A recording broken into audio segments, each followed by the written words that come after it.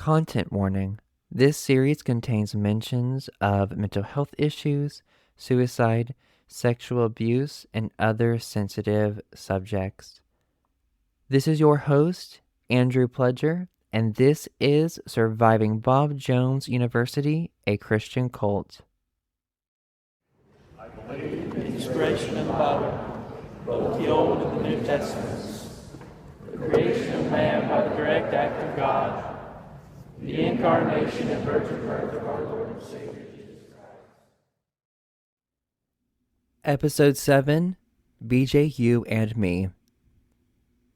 This episode is a group interview that features more queer survivors from Bob Jones University. Specifically, I interview survivors who have their stories in the book called BJU and Me, Queer Voices from the World's Most Christian University, and this book is edited by Lance Weldy. The people I interview today are Lance Weldy and Andrew Bolden.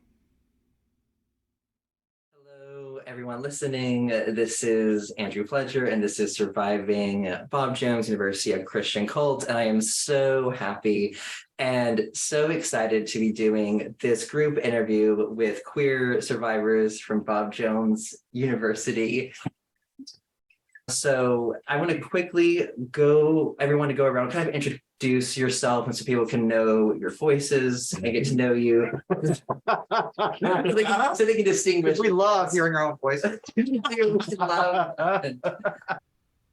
Hi, I'm Lance Weldy. I am a professor at Francis Marion University. I've been there for, I can't believe, 15 years, and I teach in the English department. And my area of specialization is children's and young adult literature. And I graduated from Bob Jones with an undergraduate in creative writing in 1998. I stayed there for a year and a half or so until October 99. And then I was invited to leave. The story after that is not as much in the chapter. There was only so much that I could put in these small chapters. But after that point, I lived at home for a little bit, and then went off for more schooling, and then got my PhD in English. Yes, and Andrew, you can introduce yourself. Hi, I'm Andrew Bolden. I attended Bob Jones from 1995 to 1999, graduated in 1999 with a Bachelor of Music, a BM, if you will. They called it the B-Muse. I'm very bemused with that degree because it's unaccredited. In voice performance, I did a master's in voice from Converse College in Spartanburg, and I have a degree in choral conducting from Emory University. I'm currently the choir master at St. Timothy's Episcopal Church in Massillon, Ohio, where I grew up. Oh, okay. Got you. I am so happy to have all of you here in person for this interview. I'm really looking forward to it and all the insights and different stories.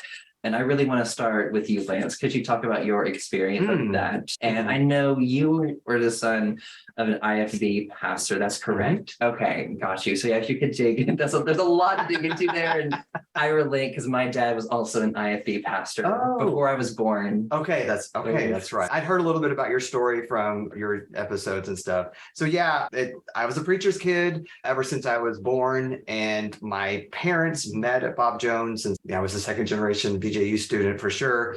Obviously, a lot of people that are in the BJU and Me book have a similar kind of story with, I went to church whenever the doors were open. You have a lot of that conservative people, conservative families. So at least 3 times a week, when it's VBS or other revival, you're there and you're there closing up the place and all that sort of stuff. I felt too, I had a loving relationship with the parents, and it goes in a different place, obviously, by the end. But I had that same feeling of, it was genuine love. Now, there was still spanking and all that sort of stuff, but I was never afraid to go home, if I could put it in that kind of context. So I guess, yes, very strict. So that was really instilled obedience, but also a lot of love. And so I think I was never really afraid to go home. I think so. Anyway. Thank you for sharing that. No, I mean, I think it's so good to recognize the nuance in these situations. So similar deal. My parents actually had their conversion experience like within the year before I was born. I have 2 older sisters and 2 younger sisters, but my parents got pregnant and they get baptized in this Baptist church, and they are praying for a boy. And mind you, this is before sonograms and all of that, right? So like they were praying the whole time and they got a boy. Little did they know they got a gay. But yeah, so church all the time, and like it was a part of all the things, right? And praying before meals, whether we were at home or at a restaurant. And I don't know, we were a very prominent family in our little church in Cumberland, Maryland. And we were the biggest family until the pastor started getting it on a little bit too much with his wife. And they had 2 more kids really late. What are you doing? They know what stops. They know what causes that. But then we moved away and joined a very big church. And of course, it was always expected that we would be involved in all the things. We joined a huge church that had upgraded choir programs and all the things. And so we were always doing church. I was involved in all the things you could be. And I think one important note that I just recalled, at some point in the middle of my high school years, there was a moment where I was rejected from like 2 different things at church. I was asked to not come back to the brass ensemble because I got the giggle fits. Because what is that? Me get giggle? I know that's shocking. During rehearsal or something? During rehearsal, the other hornist who's sitting next to me is, she's like making me laugh. And it really tickled me. I'm all of 14 or 15, and I'm just the literal church girl. And yeah, I was being a little giggly church girl. And what do you know? Like the directors after rehearsing, I think you need to wait a little while. I was fucking first chair in my top ranked school program, but you had the giggles. But yeah. I got the giggles in a rehearsal one night. So what was the second thing? We're done. And then I did not get cast in the Christmas play. Yeah. So I didn't get cast in the Christmas play, and it was 2 other guys from our youth choir, and they were both in competing high schools programs, and they got cast, and I didn't, and I was devastated. And I remember, fine, I'm not going to try any more church, and I'm just going to throw myself into all of my school things. And I was very involved in school as well. I did show choir, and which was shocking too, right? My parents let me do the dancing and singing. And when everyone knows in Baptist churches that you don't have sex and you don't drink because that could lead to dancing. So yeah, there I was singing and dancing and doing things that were on stage that my parents like, where did you get this? They never understood where I got this. It was like that way. Thanks, Lady Gaga. We took a little jaunt onto campus and walked through some buildings. We went to the library where BJU and Me is actually, it's in the collection. No, really? It is. We took photos. I will show you. There. It's in the 360s. I'm still gobsmacked about why that would be. But when we were there, it's part of this is why am I feeling this way? Is it because of the generation gap, or is it because this is just too much change and where's the conviction or whatever? But they had the Greenville News there, these newspapers, and we were reminiscing, like we were getting our news. We got the Indianapolis Star. We got all these things. We had the Times. We had Lance and I both worked in the periodical room in the library together. And so it was a whole room downstairs full of magazines and where you're getting your news. Where are you getting your news? Yes. Not your smartphone. It's because that was the only place you could get it. And actually, we were the most informed people allegedly on campus because just by nature of being able to, we saw the stuff every day. Yes. Whereas everyone else on campus had zero access to anything. The only multimedia that was available to us on campus was in the snack shop, a TV with C-SPAN and WBJU. That is the only thing that was available to us. They had the televisions like in Johnson, the basements. Oh, yeah. So I want to get to you, Andrew, on this question about attending Bob Jones and how it affected your personal and spiritual journey. So I went to Bob Jones because I wanted to be a good musician. And Bob Jones is the only one that offered real music that of the choices I was offered. And then I wanted to be a good Christian. I wanted to be the best Christian I could be. And so I jumped in with both feet, ready to do the things. Tell me how do I be the best Christian? And I'm going to do it. And I was very earnest in all of that. But after being here for a while, the longer I was there, the more and more it just fueled my anxiety and depression. The loneliness was real and it crushed my spirit. Really and truly crushed my spirit. They thought I was a Joneser because I wore Kmart clothes. And so it was a kind of the same thing. I dress It's a fashion sense. It's very Kmart for me. I liked dressing up. I want to make sure we get this on the record. I got connected to the Facebook group that became BJ Unity, which the reason we're here, the reason I had reached out at some point to talk about his journey. And I was like, dude, I was at a breaking point myself. And I was like, I need to figure this out. I need to figure this out. And he was a little cagey. And then he's like, you want to join this group on Facebook? And I was like, I don't know. He starts listening to people who I might know. Lance Weldy's in there. And I'm like, Lance Weldy's in there? Surprise. And I was like, that little motherfucker. And I'm going to, you know what I'm going to do? I'm going to kick him in the shins and I'm going to give him a big hug. And if you don't understand why, it's in the book. It's in the chapters about where we had a departure. Yeah. And that's a theme that we've been talking about since we've been in Greenville the past couple of days, of talking with people, allies and queer or not, of how could you be yourself? And we have a running theory of there's not many people who could be like 100% themselves unless they were just fully Mount Calvary and they lived and breathed it and all that sort of stuff. But so I think that's why many people will relate to this episode or this series, because a lot of people will find that relatable content of not being able to fully, or always feeling people out while you're on campus. Like the surveillance mode, you're like, are you a spy? Could you have the power to turn me in? All that sort of stuff. So I think a lot of people will relate to that kind of a thing of who you are and how much you have to like, okay, don't do the flamboyant thing, or and as you had to do counseling for masculinity stuff, and that's in your chapter as well. That's part of his journey there, which is learning how to be less gay. I don't even know if the word it was about being more masculine. And it was like, the man who was supposed to be teaching me how to do this was like a skinnier beanpole than I am and had poor posture to boot. And he was like, you're going to teach me how to be more manly. Okay, I can probably play act a little better than you. I mean, he was just this kind of sniveling Ichabod Crane of a man. And it was gross. Like, I'm going to learn something from you. He was tall and skinny, and he had bad posture like this. He kind of concave, and he had a long nose and glasses and balding, thinning blonde hair, and was just a big dork, big dweeb, and a total Ichabod Crane, like absolute Ichabod Crane. And that's like, that just goes to show you that the larger picture of not the most qualified people to do the thing, to train you to be the thing, which we know wouldn't work anyway, perhaps. But like guidance counselors in your dorm, like in your dorm experience, they were basically masters, Bible majors. Grad students, usually.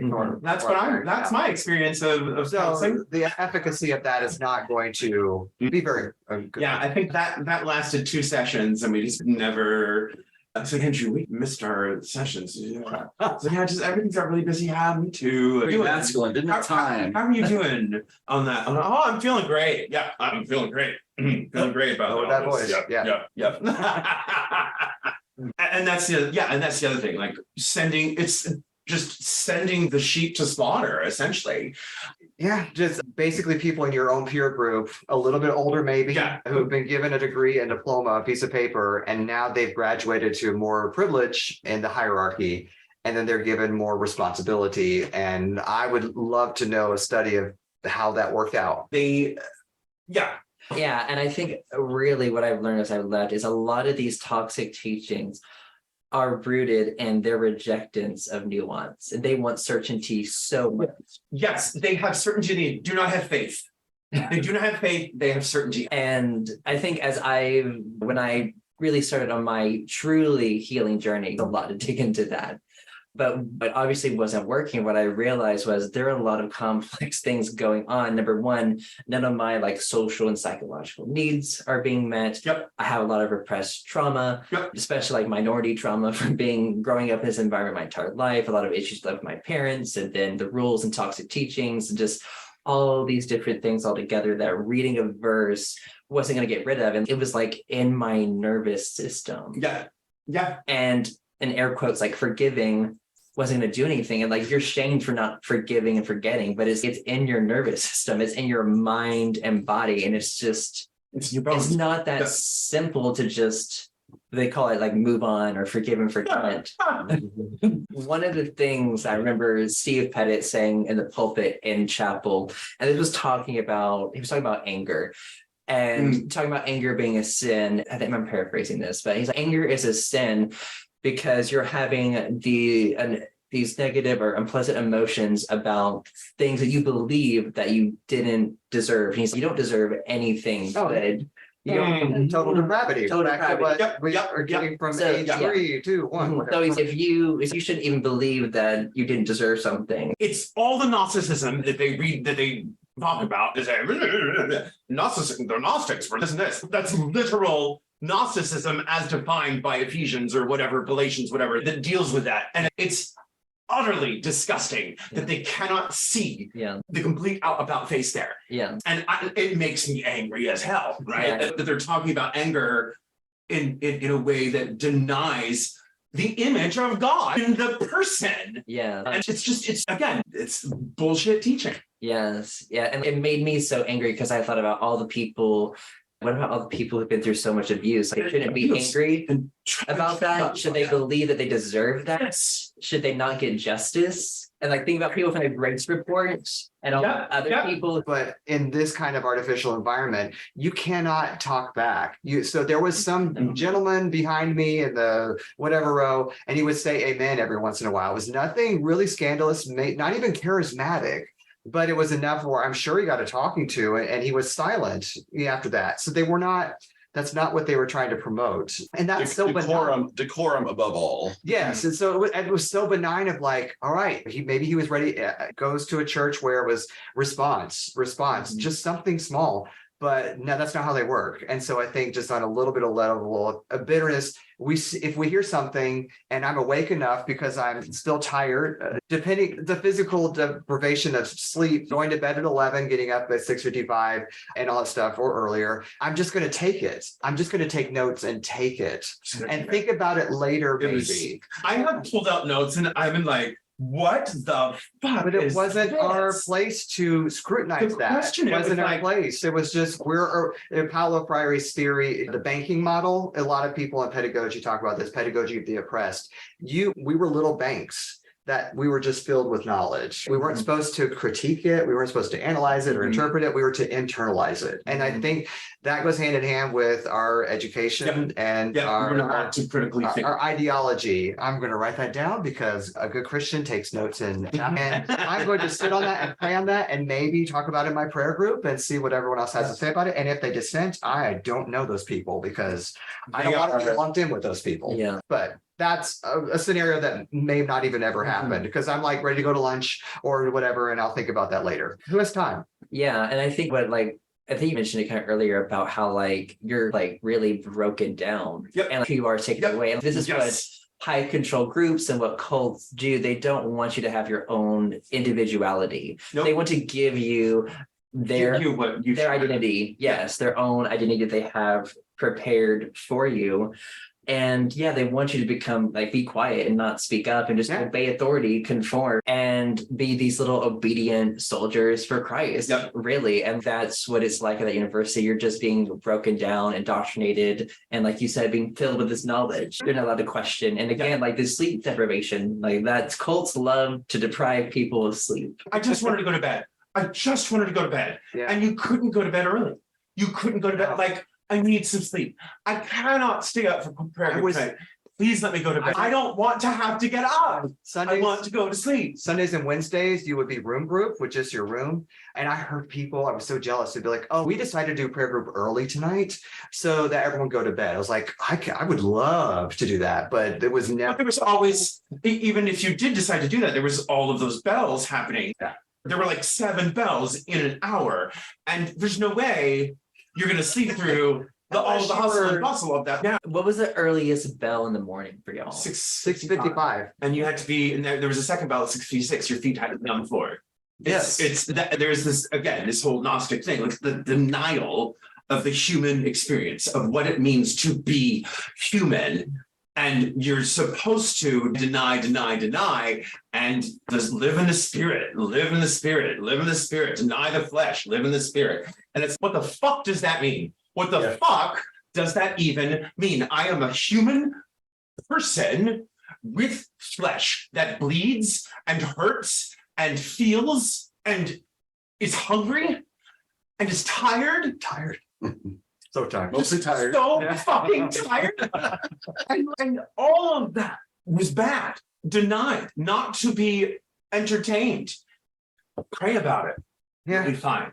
That's the thing I think about these high control groups and about Bob Jones is them using scripture to repress and control your humanity. Because if you can control someone's behavior, the information, their thoughts, their emotions, you can make them do anything. Yep.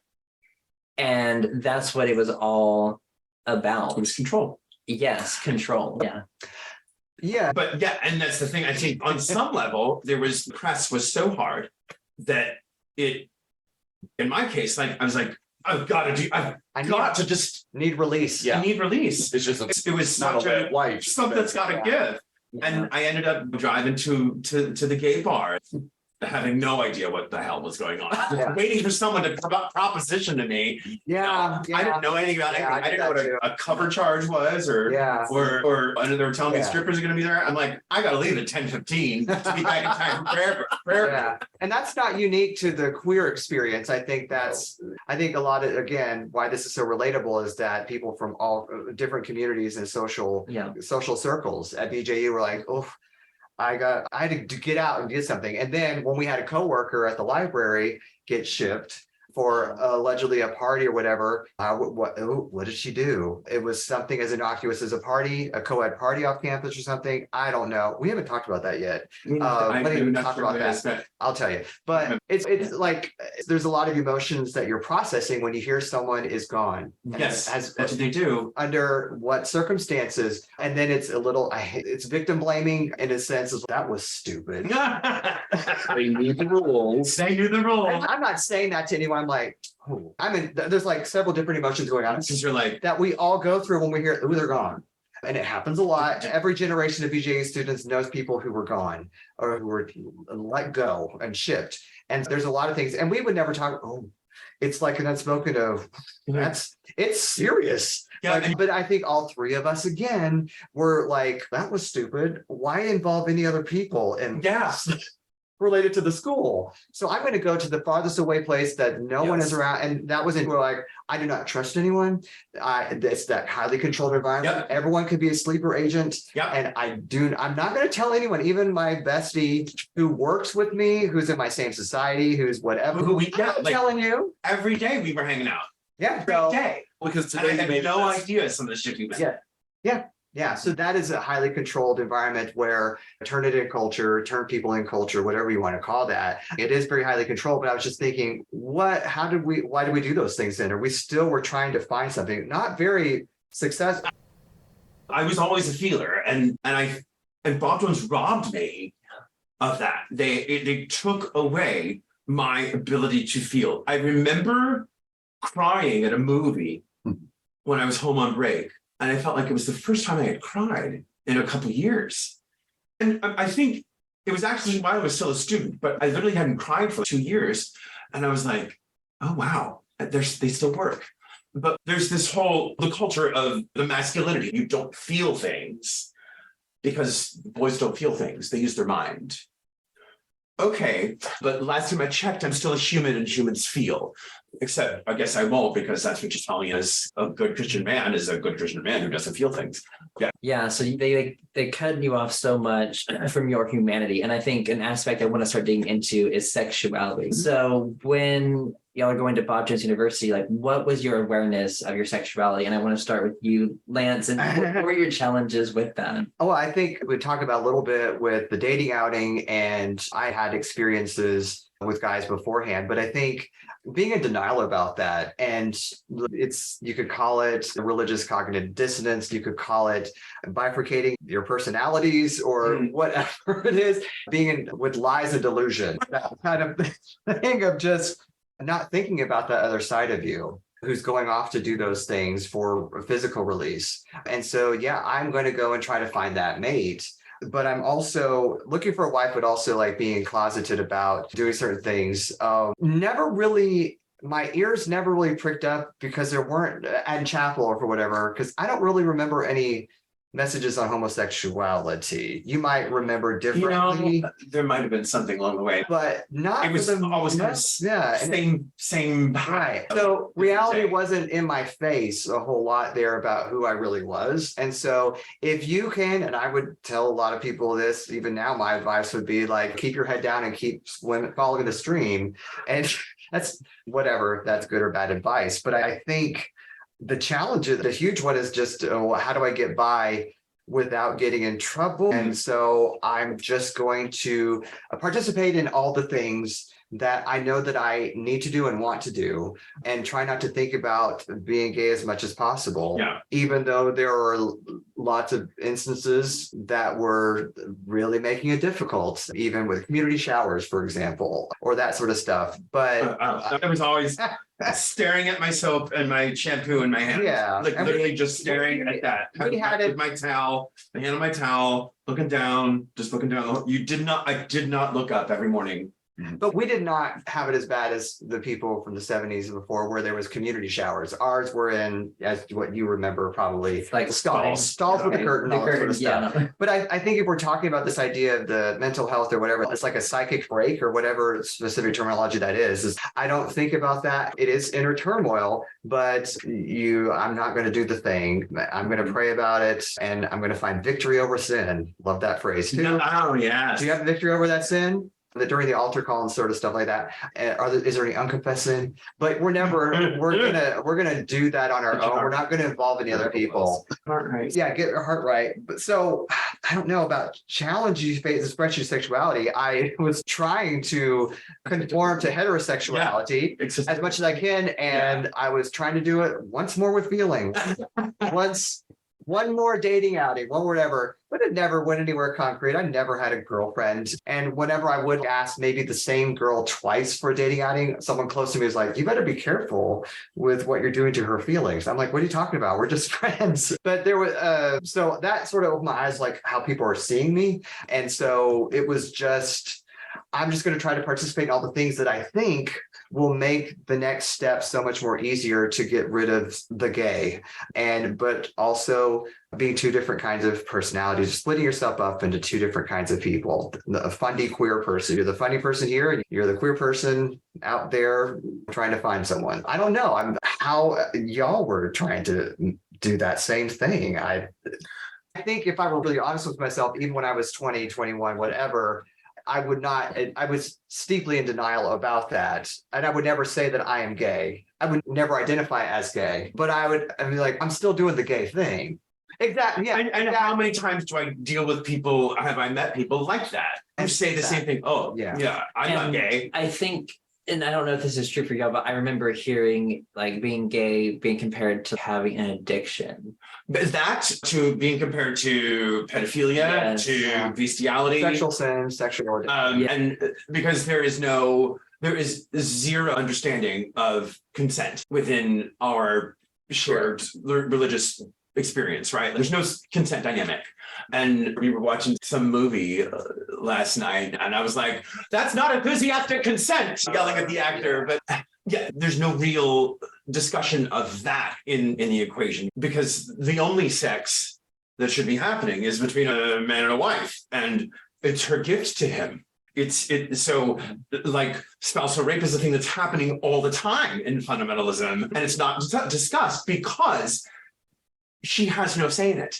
It doesn't matter. She is his. They are one flesh. And so she doesn't have any objection, even if she does. It just perpetuates the cycle of abuse. He's your feller and you love him. That's the way it ought to be. To just bring it back to musical theater that explains life. There you go. Yeah. Yeah. So Andrew, what has your experience been at Bob Jones with your sexuality? What was your awareness of it going in, and how were you discovering that, or even just repressing that? What was that like? I think there is a sense where I knew I was gay, but I totally tapped that down to press. I remember being turned on as a little kid, 5 or 6 years old, watching a bodybuilding competition on TV. I'm like, oh, what's going on here? I'm feeling things. Ooh, wow. And then in high school, being very like attracted to certain boys in the hallway. So there was a sense that like I knew deeply inside of me that that was a thing, but I did not want to acknowledge it in any way, shape, or form. And also I was naive as fuck. And I still, as much as experiences I have had, I still consider myself naive. And I literally didn't know that men could have sex facing each other, because every sermon I ever heard on homosexuality is they can't even have sex facing each other because intimacy can only be achieved in the missionary position, apparently. But yeah, like I looked up porn the summer before my senior year. I think my sister and brother-in-law were living in our family basement while their house was being built, and we had internet access that summer. And I was up late one night and I was like, yay.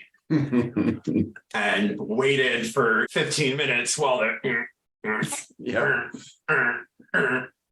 things download, and then it's just this before it finally, it's like, oh my God, they can actually do that. Wow. I was just blown away. I had literally no idea. And here I was like 20 years old and just finally having a sense of what's possible. Yes. And then, as far as at school, the depression was so real. So I was finding really random ways to do things. I would call gay chat lines on the landline phone from my dormitory room. But you know how I got around it, right? It was like a 1-800 number. And so I would use my long distance. And so it was a toll-free number, so it didn't get charged to my parents weren't like getting these outlandish charges. But and of course, nothing of having to do obnoxious stuff until you're dialing on a rotary phone, your long distance code and your. Was a rotary in the dorm? I had a rotary phone my freshman year. I had to dial 8, 6, 3, 1, 7, 2, 5. It was just, it was like forever and ever. You're waiting for this thing to turn around and around. But I did do that. I want to say my senior year, I was calling on these chat lines and talking to random dudes and just 1-800-959-GUYS. There you go. Yeah. So really what I want to dig into next is the BJU and Me book. So you all contributed to it, and Lance, you edited it. You're the one who started it, right? The germ of the idea for it, I talk about this in the concluding chapter. I think when I'm talking about time and how long it took for this thing to come to fruition, was being in this private gay BJU group. Rich Merritt, who wrote Secrets of a Gay Marine Porn Star, which is his memoir. But so he had the idea around before June 2012, when we went to Pride in New York. He was saying we should contribute our stories. People need to hear about this. And I was like, yes, let's do that. But can I do it under a pseudonym? Because I'm not out yet. We met up at Pride in 2012, and he was going to have to give over the project to me because he was doing other things and couldn't work on it anymore. So then I took this unofficial mantle and then just didn't know how to go to the next step. But thankfully with BJ Unity, there were biographies on there. I contributed to that and other people. And so that was the first step of seeing people who are willing to give their story and post it online. And I said, can I have your permission to use this for a book proposal? And from there, what I did was try to find a home for it, and finally found good news from University of Georgia Press. Yeah, I'm so glad you did put it together, because I think, number one, getting the survivors, like having that space to safely tell your story and then see other people who've experienced the same thing is so validating, and I think so healing for people. And then for people who are still afraid to tell their story, they can read it and relate so much and know that I am not alone. Yes. And it goes across different circles or social circles, but this idea of feeling alone, and it's very cliche, and I don't know how to say it in a fresh way, but that I can't tell you how much I squeed with delight in October of 2011, when I knew I was invited to this group, the same group Andrew was talking about, and finding out that there's other people like me. Yes. I can't overstate the glee that I felt of, wow, there are all these people who have similar situations to me. I had never felt that way before. Yeah. And I was in my mid 30s at that point. And so late bloomer, whatever. And I can't emphasize enough how my life changed at that point, and it got a lot of my emphasis. And I was in a different kind of school spirit mode at that point. With everyone, let's go, let's talk, let's start talking. So it was a spiritual moment in a way. It changed everything. Everything. And before I know it, like, I'm posting my story and coming out online. And suddenly I'm an accidental activist. And it's like, when did this happen? And oh my God, this is who I am. And the losing of friends who are like, why is everything about you being gay? It isn't. It's just now I'm allowed to be. And trying to have that conversation over and over again. But I'm sorry, this is all the feelings, Spirit was moving, Oh, Lord have mercy. And I think something I want to talk about with isolation, I think I might have mentioned this on another episode, I'm not sure, but I recently heard on a podcast, and this person, her name is Alexandra Stein, she's a cult expert, and she was saying the 3 forms of isolation in a high control group or in a cult. And she said, number 1, you're isolated from people outside the group. And number 2, you're isolated from people inside the group because you can't communicate what you're really experiencing. And you had to put on a mask.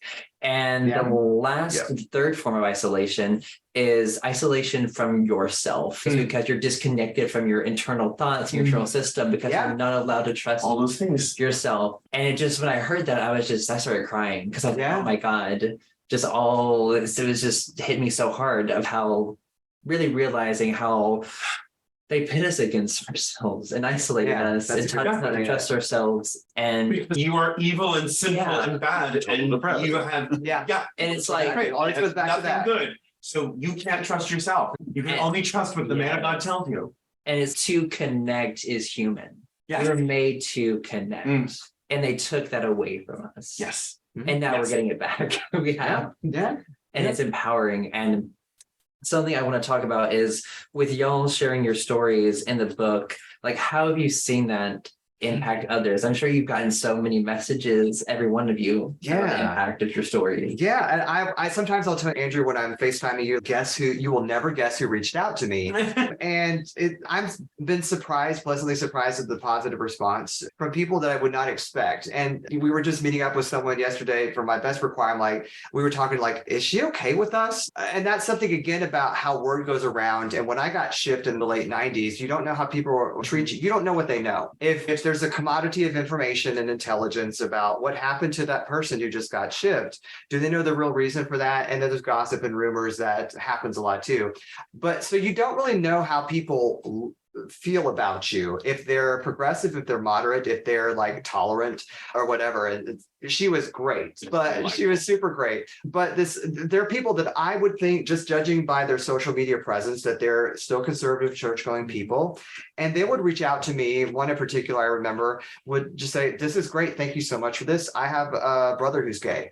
I'm like, oh, it personalizes it, humanizes it. The theme of this is either total depravity or humanity.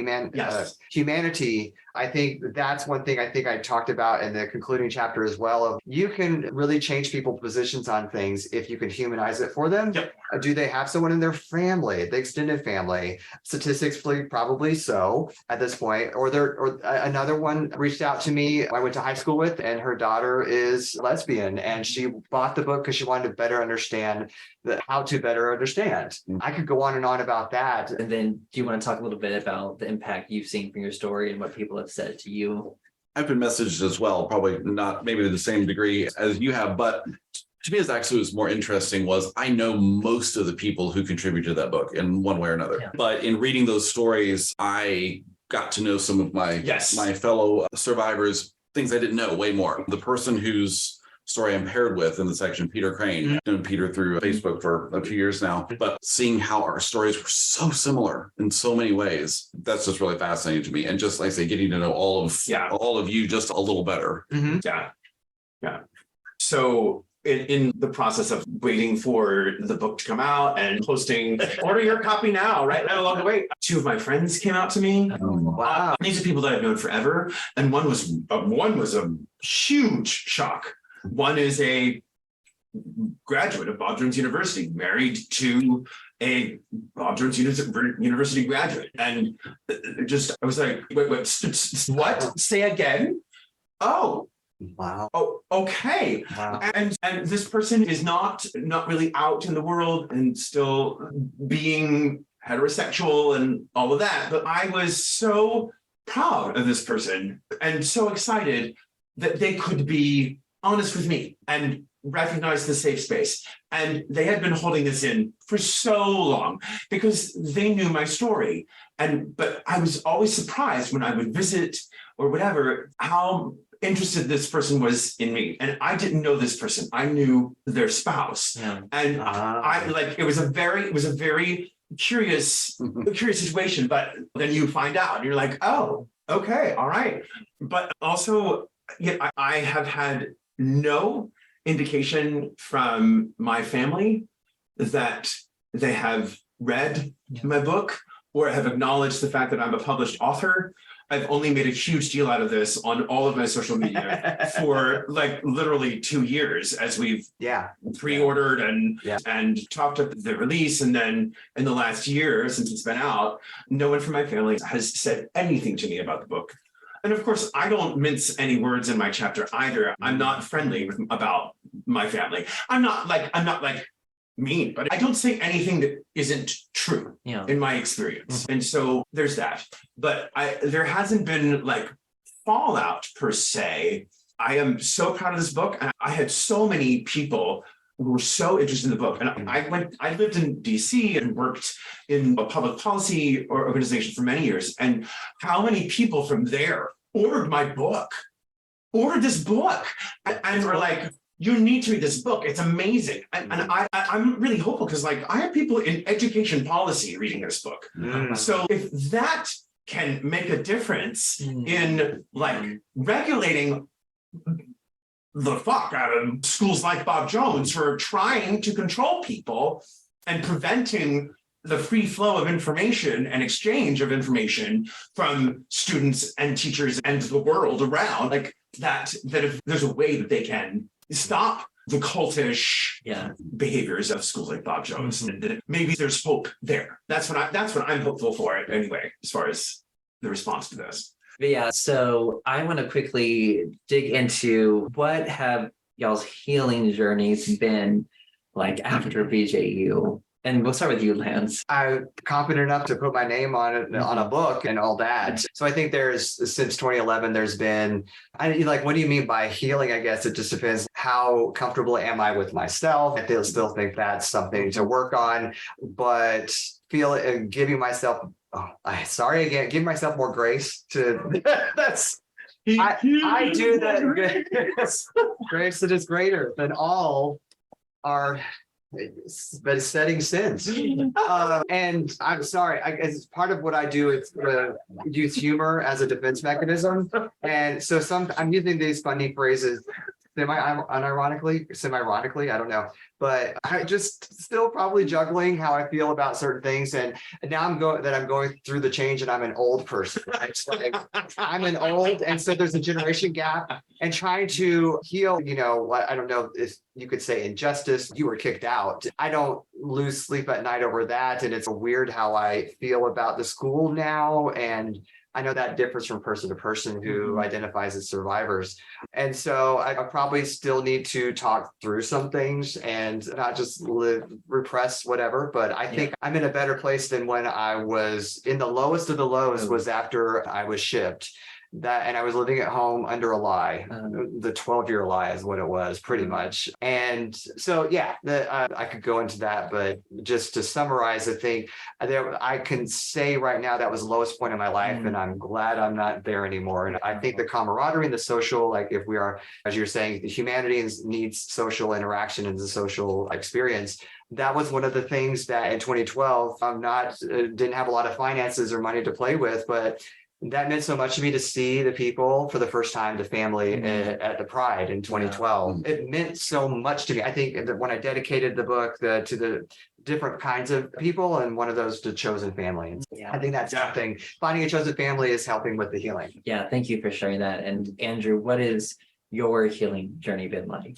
I'm still in therapy, and I think everyone should be. Yeah. And full plug for that. And that has been hugely helpful. I too have been leaning really hard into the chosen family, and I am really lucky in that regard. The last couple of years have been difficult with COVID being so isolating and so forth, and my family just being very disappointing in all of it. Really awful. And because they're the way they are. But I've been really grateful to have great friends who have become chosen family, like this, our BJ Unity community. That's going in a lyric. Yeah. But has been just remarkable in all of this, and it's been up and down. But one of the board members of BJ Unity has been like a second mother to me, and like she on a drive from across the country, she went out of her way to stop in my town for dinner one night so that we could give me a hug. And in the middle of not really sure about all the things, like she stopped to give me a mom hug. And it was like, the love that I can feel through, just even through the waves of the internet, that all of these people have is so very important. Writing this book was hugely cathartic, or my chapter for this book, I should say, was very cathartic. And the other thing that's been hugely healing for me has been being able to be there for the next generation. Yeah. I have a lot of nieces and nephews, and I'm able to be there. Yeah. For the inevitable, right? Yeah.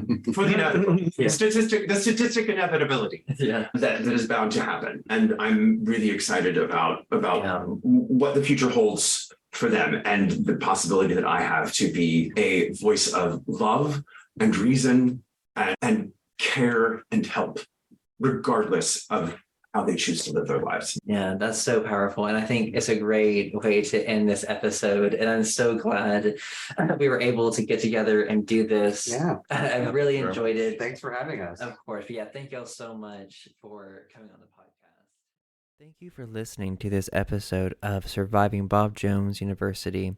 It would be greatly appreciated if you could give the podcast a 5-star review on Spotify and Apple Podcast. Leaving reviews helps listeners just like you find the show.